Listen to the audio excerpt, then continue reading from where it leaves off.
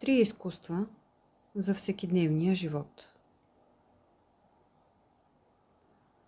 Трябва много ясно да разберем и да усвоим изкуството на слушане, изкуството на виждане и изкуството да се учим. Думата изкуство обикновено се свързва с художниците, които рисуват, с поетите, които пишат поеми, с скулпторите, създаващи статуи и така нататък.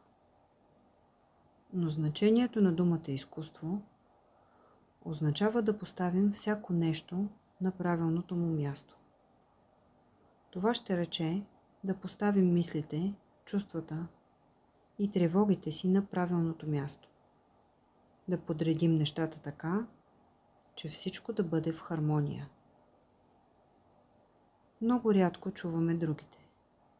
Дотолкова сме погълнати от собствените си преживявания, заключения, проблеми, преценки, че нямаме възможност да слушаме. Вие може да слушате истински, само ако оставите на страна собственото си мнение, знания, заключения и проблеми.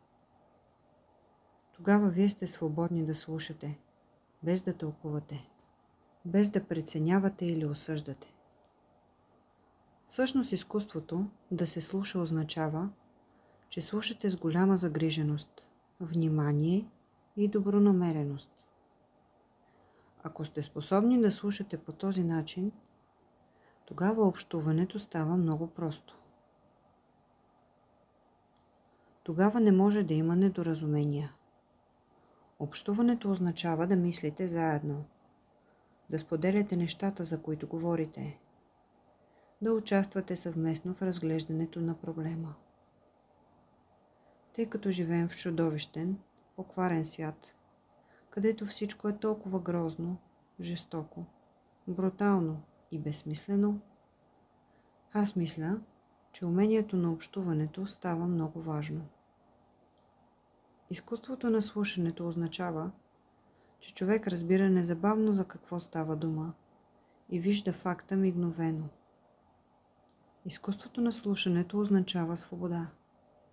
Всеки нюанс на думата придобива значение.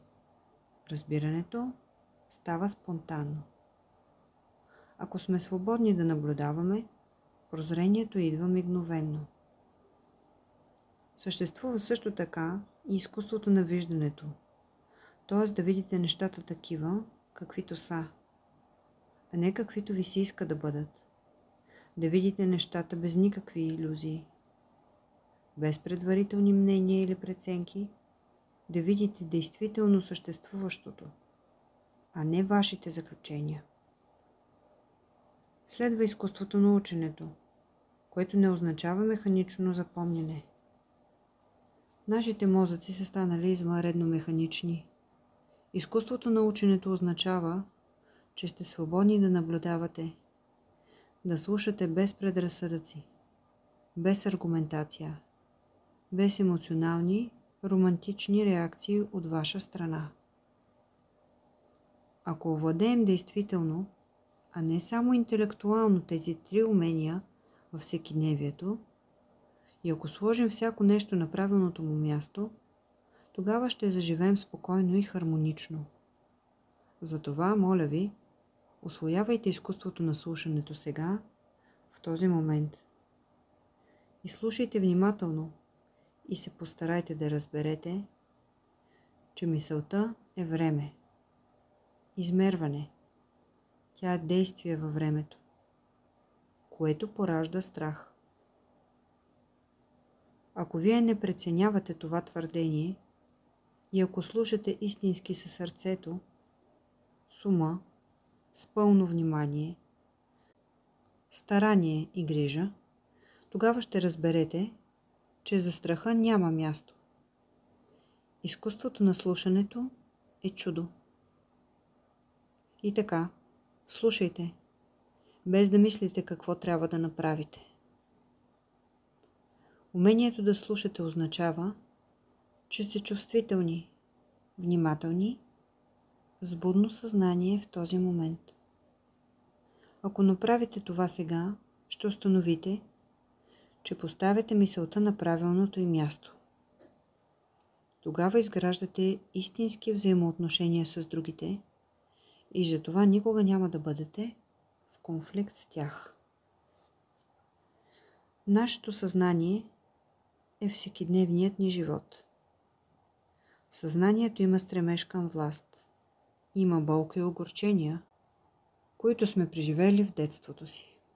Има страх, удоволствие, а също и това, което наричаме любов, но което не е любов.